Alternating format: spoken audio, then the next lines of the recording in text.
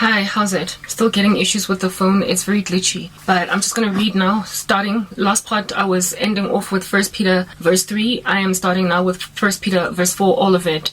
I wanted to read only from verse 12, but I'm just going to read all of it. 1 Peter verse 4. Since, therefore, Christ suffered in the flesh, arm yourselves in the same way of thinking. For whoever has suffered in the flesh has ceased from sin, so as to live for the rest of the time in the flesh, no longer for human passions, but for the will of God. Human passions, of which are what it is that lead people into compromising sexually, compromising materially, compromising morally, in order to just get ahead. When you have suffered in the flesh, you stop longing so desperately for the things of this world that you will do anything to get them. And that is the reason why a whole bunch of people are wreaking havoc in my life right now.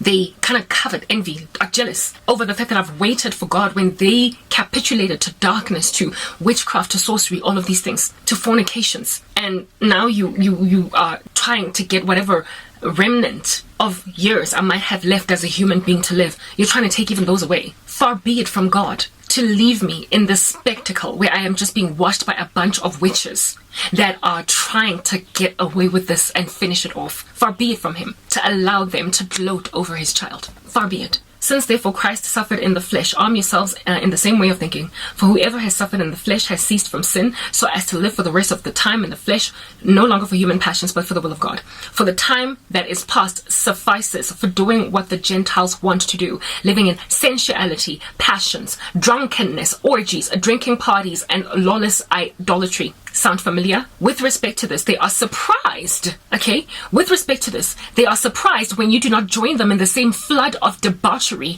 and they malign you. For they will give account, but they will give account to him who is ready to judge the living and the dead. So essentially, I am being heaped abuse on the head of by those who are continuing in their debauched lifestyles, and because of the fact that I have not, because of the fact that I have walked away from the darkness.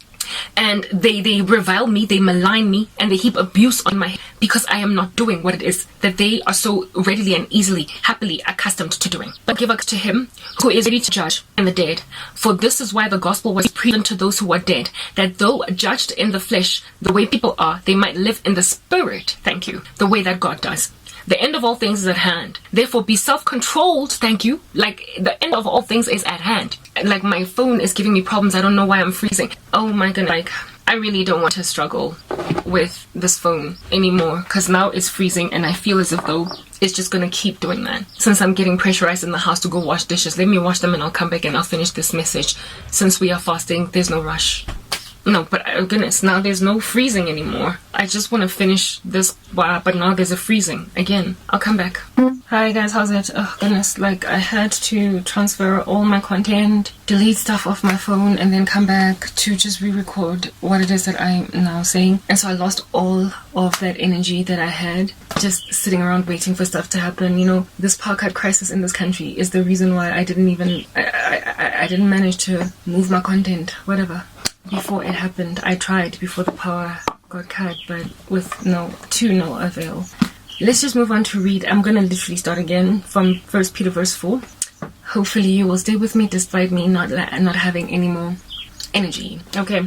Since therefore Christ suffered in the flesh, this is 1 Peter 4, arm yourselves with the same way of thinking. For whoever has suffered in the flesh has ceased from sin. I spoke about, has ceased from sin, so as to live for the rest of the time in the flesh, no longer for human passions, but for the will of God. And when I was expanding on this in my previous part, I spoke the one that was all glitchy, so I'm just repeating it lest the sound should also be messed up, because I noticed the visual is messed up, so maybe the audio might be messed up too, so I'm just repeating for the sake of making sure type thing. I was speaking about how it is that I was in the world and then I got out of the world. The passions of this world were gradually then extracted out of me, and so I stopped loving them the way that I used to. So I ceased from sin. The flesh was essentially buried in the ground. Following having done that, people then saw it fit to, in order to get me to retract my passion for Christ, literally drain out of my life basic needs, so that I might, out of the passion of wanting to get, things for myself would then sin against God, whatever it takes, in whatever capacity, whatever I do, it doesn't matter. Lie on your CV, sleep with a man, bribe somebody, like it doesn't matter, just as long as you sin to get what you used to have, do it. Understand that I did not acquire anything except maybe my driver's license. I will admit that. I cheated in getting my driver's license because I was sick and tired of failing the driver's test. I have confessed that in my videos before. I was a kid, and for me it was like, I want to drive. Like, you're literally not going to put me through trash to get me to drive. Other than my driver's license, I have never in my life done any kind of shady deal, underhanded, shoddy practice to get anything that I wanted in this world. I genuinely studied for every exam I passed. I genuinely prepared for every interview I passed. I genuinely worked hard for every job promotion I got. I worked for where it is that I got. So if that was my life prior to Christ, where I will admit the indiscretion with my driver's license, I mean, yeah, I was, like I said, lost. So deception was very easy to do. I could have gotten hurt by doing that. I could have gotten arrested, fined, whatever, but I got away with it. Come at me. Literally, I dare you. Come arrest me. Okay. If prior to my redemption, I was a better person, if prior to my redemption, I was holier, essentially, what in the world am I doing thinking that I'm born again when I am more wicked as a Christian? What am I doing? People, after getting born again, I understand they were led by spirits, but the same people are deliberately today watching me suffer languish in all of the emptiness of their souls. They have no joy in life, and because of the fact that they extracted joy out of their life by taking Christ out of it, they want me to do things that I didn't even do when I was lost. They want me to sleep with a man to get ahead. They want me to bribe, or not bribe, I don't have money to bribe, but some kind of unsavory practice. They want me to be dishonest, lie on my CV, like things that I just never did when I was in the world. I worked hard and I got to where it is that I got. And now that I am suffering the way that I am, now that people have extracted out of my life just basic needs, basic things that I need to get from day 1 to day 2 to day 3, they hope that I will allow myself, albeit having never done that before, to lay under a man just so I can get a job, to lie just so I can get a job. They want me to steal a husband from a woman just so I can get a comfortable home. They, like, literally things that I never did, they want me to do them after professing Christ. Do you seriously want me or expect me to accept blaspheming the Holy Spirit now that you have? To understand myself as one who has tasted the things to come of the age to come of heaven, and then go back like a dog to its vomit, or a pig to the mire, to the sin that I come from? How in the world am I ever going to justify being more wicked after turning to Christ than I was even when I was lost in this world? I was not an excellent woman prior to me coming to Jesus Christ, but I was, according to the standards of this world, somewhat of a good girl. And you want me to become the kind of person that even people of the earth that are hypocrites and have got, what is this, self-righteousness and are sanctimonious. You want me to be in the eyes of such people as those, to be regarded by them as, that chick is a bad chick, that's a bad girl, she's an immoral woman. Like, when people of the world think you're immoral, then you know you're immoral. When in Christ you are considered immoral by people of the world, then you know you're immoral, because people in the world have got a self-fulfilling prophecy of their own righteousness. They look at a person and they say they're good based on the fact that they give to charity, they don't cheat on exams in school, they this and that. They don't look at you as wicked when you fornicate. They don't look at you as wicked when you what is this, like speak badly about a friend of yours, or like gossip about them just because they broke your heart or whatever. There are standards of this world that get you given a go-ahead as one of those really great girls. I get you're a good girl, I get you're a good guy, but according to Christ, any sin at all makes you a wicked woman, or man. But then if you're gonna go and walk in that darkness that the world considers darkness, like when you start to become an adulteress, the kind of woman to take another woman's husband, the kind of woman to sleep with a man to get ahead, the kind of woman to, like I said, cheat, lie your way through life, seduce, manipulate. When you become that girl, even people of the world think that you are wicked. And believe it or not, there are human beings around my life and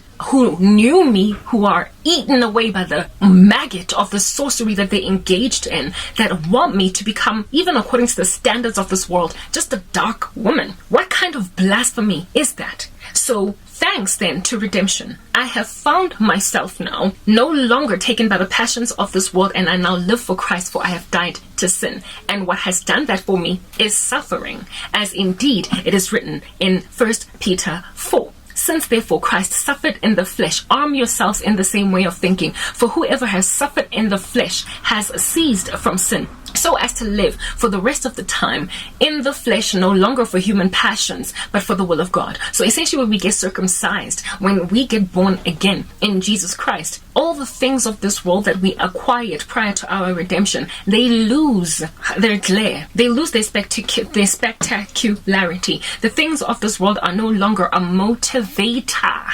If you go and study the theory of motivation, you will understand what I'm talking about. They're no longer a motivator for you to do things. So women get motivated to sleep with men they're not attracted to because of money. People get motivated to do things that they've never done before, to acquire assets, to get cars, to get jobs, to get promotions, and all that jazz. Now, those motivators for people on the earth lose their glare, their spunk, and their shine, and their glory when you get born again. For the Lord makes out of you a new creation. So you literally die to sin, meaning you can no longer dangle the carrot of a BMW, or the carrot of a strong career, a promotion in the workplace to a Christian successfully and get them to sin against God, if that all the Lord has truly called them to be their disciple. So those who are afflicting me in this way are doing so literally trying to get me to give value back to that which I stopped seeing as all that glitters. I recognized when I came to Christ that it's no longer gold. And it's